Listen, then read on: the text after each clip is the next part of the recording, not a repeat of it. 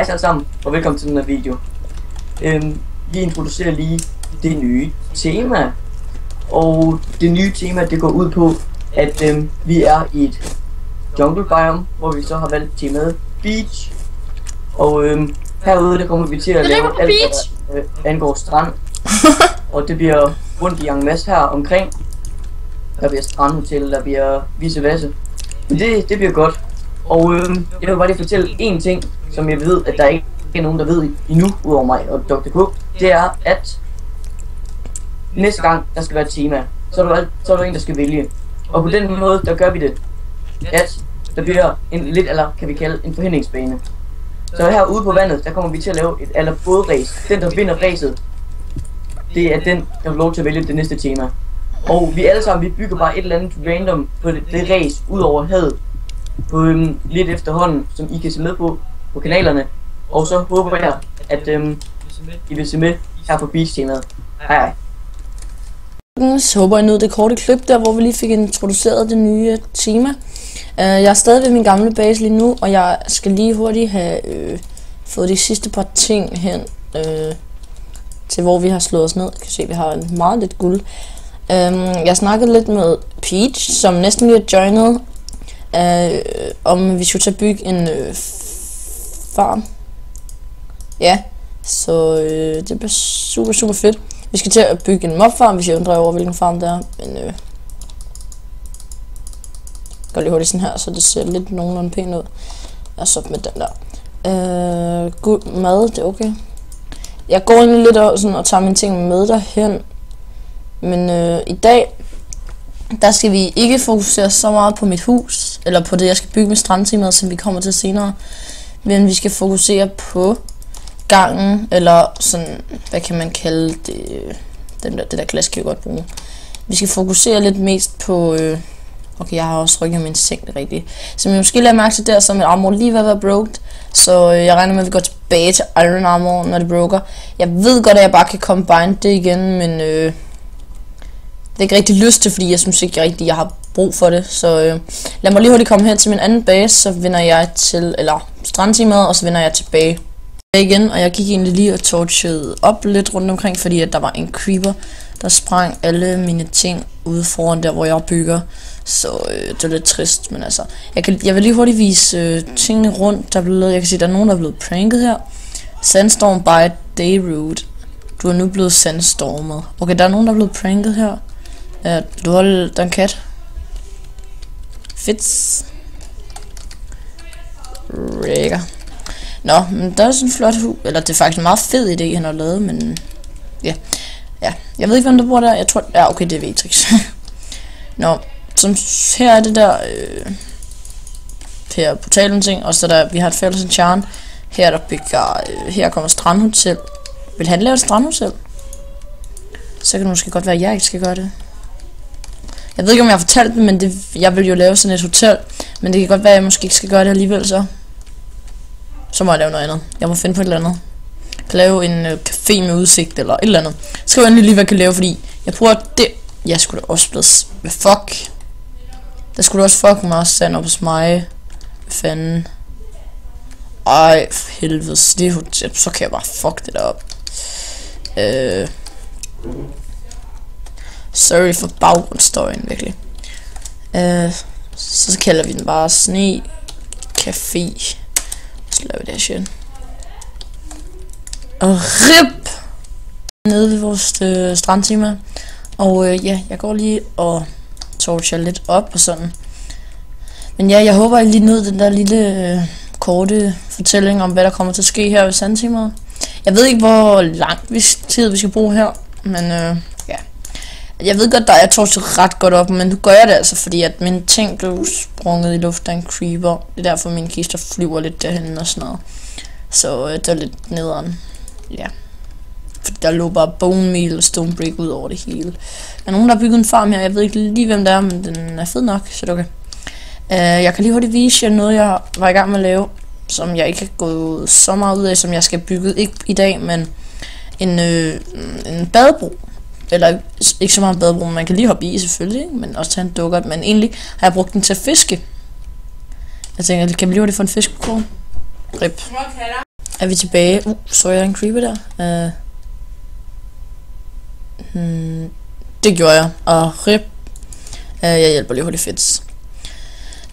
Ja, som sagt, så er vi tilbage, og ja, nu. Ups. Det sætter vi lige derud. Ja, så hjælper vi lige hurtigt ham.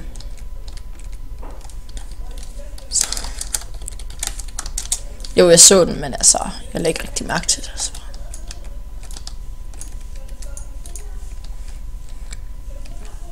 Okay, det fikser vi bagefter. Som sagt, her er strandtemaet, og der er blevet bygget lidt rundt omkring. Og lidt bagved også. Og sådan lidt, jeg ved ikke, hvad der kan være på her. Jeg kan ikke se alting, for jeg tror også, der blev bygget lidt ud på en ø derude, men kan jeg se det nu? Nej, jeg ved det ikke. Men ja, man kommer ud af den her portal, og som sagt, så i dag, der skal jeg fokusere lidt på gangen. Og det er ikke specielt kun, men jeg bygger heroppe. Og jeg har tænkt mig, hvad fuck? Okay, jeg er blevet pranket, ser det ud som om. Er der et skilt? Det er mit skilt. Her. Sandstormet by Dayroad. Dayroad? Hvad med Dayroad?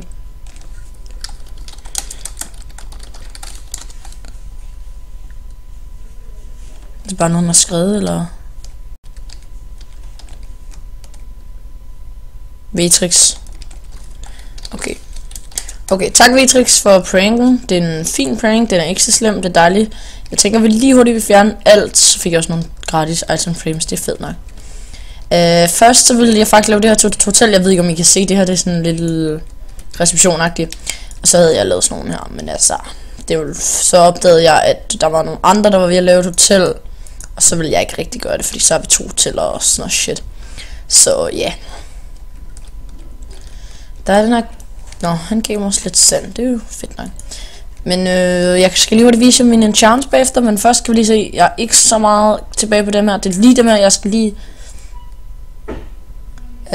lige kombine dem her, fordi de har Feather Falling EV, så det er jeg ret glad for. Og så det her, det er egentlig ikke enchanted prot EV, den her, men altså, det her, jeg går bare tilbage til normal Iron Gear igen, fordi at jeg synes, jeg har ikke lyst til at bruge mine diamonds. Jeg ved faktisk ikke, om jeg har nok diamonds tilbage. Ikke i den her video, men jeg skal ned og mine bagefter, vi har optaget. Hvad er det? Nice. Må se, ja, der var også et skilt der. Sandstormet. Der er altså kommet en sandstorm på min café, som jeg laver det om til. Så ja. Må jeg beholde sandet? Ja, du kan få det der, sådan der. Ej, ved du hvad, du må godt bare få det hele her, mate. Ja, så har jeg lige hurtigt lavet sådan en lille kisterum herinde, hvor jeg egentlig har nogle specielle ting, men dem skal vi ikke tænke så meget på i dag, fordi nu skal vi ud, og jeg skal bruge den der, og den der, og den der, og den der, og nok også den der. Jeg har desværre ikke noget isen, så vi kan sprinte hurtigt derude, men ja, jeg skal lige hurtigt, nu skal vi også lige fælde den her. Jeg kan lige hurtigt vise, fuck, hvad laver han? Jeg kan lige vise jer, hvad jeg sådan har fået lavet indtil videre. Her skulle jeg meningen, der skulle være sådan en VIP for dem, der boede på hotel. Hvor meget mistede du? Hvad mener du? Nå, men ja, jeg kan lige hurtigt vise, hvad jeg har fået bygget. 0. Han prøvede sikkert at skade mig, men her er der en, jeg vil lige vise jer, hvad jeg har bygget. Her er jeg, dø. Plejer den ikke at dø af det der? Nå, rip. Den er ellers power V min bog, så det er fedt nok. Men her har jeg bygget en badebro, og her har jeg lavet en lille privat kiste til mine ting. Er I klar? Er I klar? Damn, jeg har fanget en sadel. Og grunden til, at jeg var ved at gøre det her, det er, nu har jeg en bedre grund til det, men det er fordi, at jeg vil lave en fiskecafé-krog ting. Så ja, så er jeg i gang med at lave sådan en fiskekrog ting. Så jeg kan lige se, jeg kommer til at bygge den meget længere, men skal lige se, kan vi lige hurtigt få en fisk på krogen? Jeg tænker, vi lige står i F5. Nej, der er ikke nogen mobs. Sorry for baggrundsstøjen. Min forældre, eller min søskende, de larmer ret meget, så.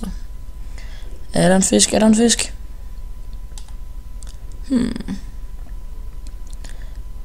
Jeg ved det sgu ikke. Jo, der får vi en.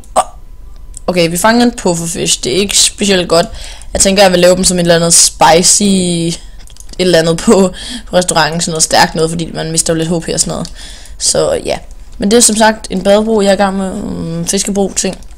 Men og så som sagt, så var jeg i gang med at bygge noget heroppe, og jeg regner med, at det bliver lavet om til en snekcafé, hvor man kan købe fisk, fordi det er sådan en strandcafé, krog ting. Ja, så skal det her egentlig også rives ned, men det tænker jeg ikke, vi gør nu. Fordi at i dag, jeg regner med at få lavet det meste off-cam, men i starten vil jeg i hvert fald lave det på cam. Så ja, grunden til det her er sådan lidt eksploderet-agtigt, det er fordi, at der var en creeper, der sprang mine ting før. Så vi skal bruge rigtig meget stone brick til at bygge det, og vi skal bruge noget dark også. Jeg tænker, altså gulv, det skal klart være is, men jeg kan rigtig godt lide det her. Jeg ved ikke, hvem der har lavet det. Det her med glowstone nede, men jeg synes, det ser mega fedt ud, så det er nice nok. Ja, så skriver vi lige den sådan der. Der joinede Jolle, så vi er 4 inde nu. Jeg er næsten lige kommet hjem fra skole. Jeg fik et lift af en af mine venner fra skolen, fordi han bor tæt på mig. Så det er super fedt. Jeg kom en halv time før hjem. Så det er nice, fordi jeg tager bussen normalt for at komme hjem og sådan noget. Så, men ja, som sagt, det her har vi så... hvad kan man kalde det? Vi gør lige sådan her. Vi skal fjerne alle de her ting. Og så kan vi lige gøre sådan her. Nice. Okay, jeg ved ikke helt, hvordan jeg havde tænkt mig, at jeg skulle bygge det her. Jeg tænker, vi kan i hvert fald lige starte med at lave sådan en her væg her. Så tænker vi, altså selvfølgelig er det her ikke det hele, vi skal bygge, vel, men altså... Nu, først så laver jeg egentlig vægagtigt, og så begynder jeg at tænke på detaljer og sådan noget bagefter. Så ja. Så jeg regner med, at vi ikke får lavet det her til en timelapse, fordi at det tager rigtig lang tid. Jeg regner med at gøre det off-cam. Så ja, det kommer nok til at tage lidt tid. Så jeg vil lige hurtigt få bygget lidt på den, måske skal vi sige herhen til. Og så vil jeg vende tilbage, og så må jeg nok lige skrive, hvad det er, jeg skal gøre med detaljer og sådan noget. Men ja, så ses vi bare bagefter. Hej. Så er vi tilbage igen, og jeg har gået, og så har jeg lige hurtigt fået lavet væggen en lille smule længere på den ene side en fejl, men altså, jeg tænker, efter recordingen vil jeg bare lave den hele vejen ned, og så skal jeg lave designet på væggene bagefter. Men det vi skal, jeg har prøvet at lave det her design, og jeg ved ikke helt, hvad I tænker om det, men I må bare gerne skrive, hvad I synes om det her design. Sådan, så tænker jeg, at der vil være en her, hvor der ikke var, og så igen her, så sådan, nu skal jeg lige bum, og så skal jeg så gøre sådan her med dem alle sammen, ikke? Ligesom jeg havde gjort før. Så skal jeg selvfølgelig lige sætte det ordentligt, ikke? Men hvis vi lige prøver at lave lidt flere af dem her, ikke? Jeg skal ikke bruge for mange, men jeg skal stadig bruge lidt, så sådan der, det tænker jeg er fint. Hvad har jeg fået der? Sådan der. Så gør jeg sådan her, bum, og så fjerner jeg lige dem her hurtigt, og så sætter jeg dem, bum, og så sætter jeg bare de her to. Jeg ved ikke, hvad jeg synes om det. Jeg synes egentlig, det er meget pænt, men jeg ved bare ikke, om de her, de skal være der, eller om det skal være et eller andet, som for eksempel sådan en her. Bum, så gør vi lige hurtigt sådan der. For eksempel sådan en her blok. Men jeg tænker bare, så kommer der måske for meget stone brick ind i det. Jeg tænker måske, det der vil se bedre ud. Sådan. Altså hvis I skulle løbe her selv og kigge sådan på det her, hvordan synes I så, det ser ud sådan? Altså når I løber, hvis I skulle komme her nede, I lige havde været tilbage til spawn for at gøre et eller andet, hente nogle ressourcer, eller ned til mobfarm, eller skeleton farm, eller sådan noget. Og så kommer I tilbage, og så ser I det her sådan, hvad vil I så tænke om det her? Okay, nu har jeg faktisk sat den her forkert. Okay, nice, vi får det der på rig.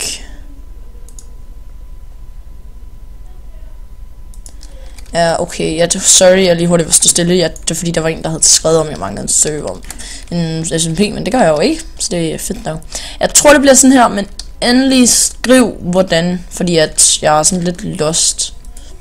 Okay, nu laver vi lige designet lidt på det første her. Så gør vi sådan her. Sådan der. Så fjerner vi dem her. Og så, hvor sad de henne? De sad der. Bum. Og så sætter vi, så skal vi lige lave nogle flere af dem her. Okay, så har vi stadig nogle tilbage, dem skal vi bruge sådan der. Øksen, den skal vi bruge. Vi gør sådan der. Sorry for commentary. Lige pt. Har jeg ikke så meget at snakke om andet bare at få lavet det her. Så jeg tænker, jeg lige hurtigt vil... Nej, ved du hvad? Vi laver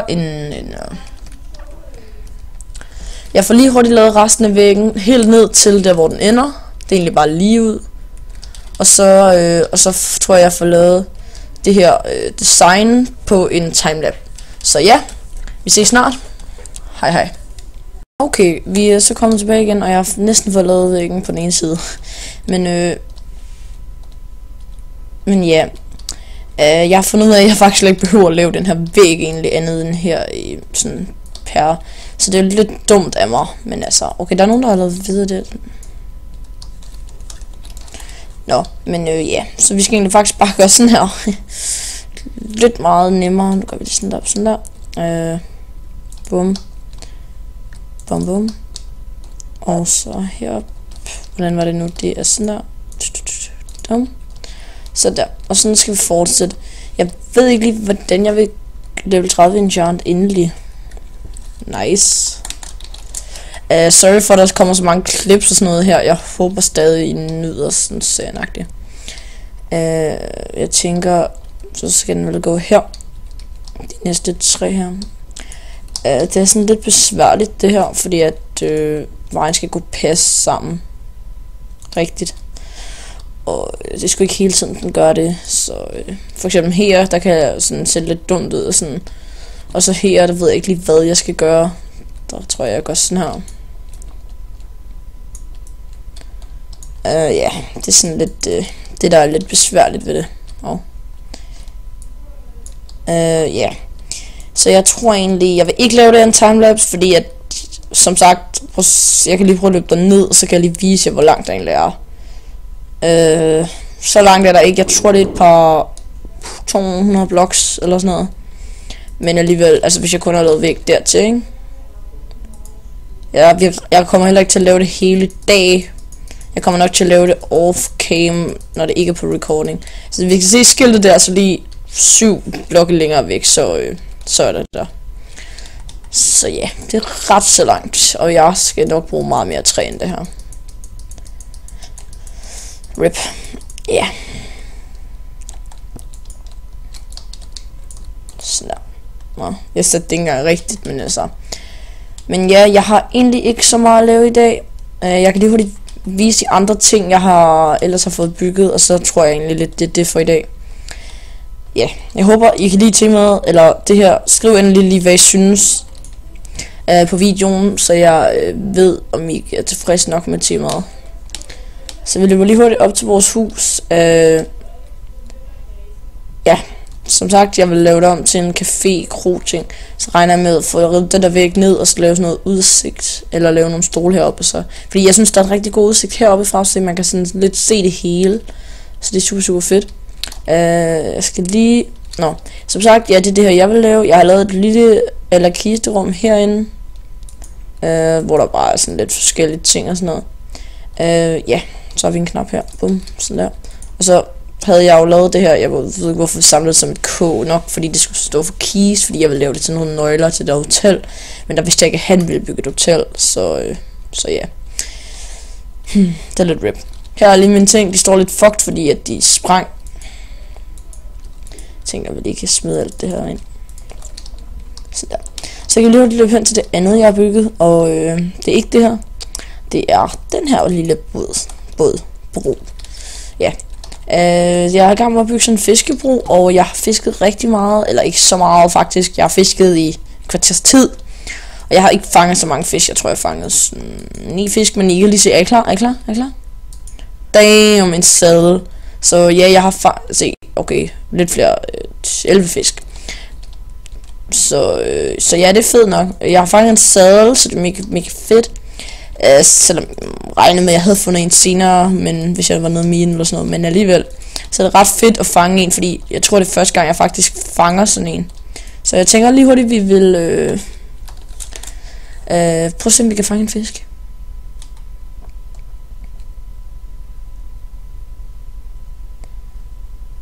Vi skal være helt stille, så fisken ikke svømmer væk. XD. Der er ikke nogen zombier, der creeper, eller noget pis, der kan dræbe mig, eller springe alt pisset i luften. Så det er fedt nok. Ja. Klokken er cirka 3:30, og jeg kom hjem fra skole for en times tid siden, fordi at jeg får fri 14:20 og sådan shit. Så, men jeg blev kørt hjem af en af mine venner. Så ja, så fanger vi en rå fisk. Så regner jeg med at navngive fiskene til, når det skal være, men skriv endelig lige nogle idéer. Okay, nu har vi 4 af hver, det er fedt nok. Så gider jeg ikke rigtig fisk længere. Jeg tænker, jeg har nemlig været hen og tjekke, og jeg kan få Log of Sea 2 i level 30 på min rod. Så jeg tænker, at når jeg er kommet level 30, vi kan lige skyde den der. Når jeg er kommet level 30, så vil jeg, okay, vi skød ikke fuld kraft, sådan der. Når jeg så er kommet level 30, så vil jeg så lave en ny fiskestang, som har fuld durability, og så vil jeg så få Log of Sea på den. Ja, så jeg kan prøve at fange noget. Her, som I måske hørte, hvis I fulgte med der i introen, så er vi altså i gang med at lave sådan en bane, hvor vi putter en masse ting på. Jeg har faktisk bygget det meste. Jeg har bygget den her jordklods. Jeg ved ikke, hvorfor jeg lavede den. Jeg kedede mig. Okay, men vi kan lige... Nej, det er sådan her.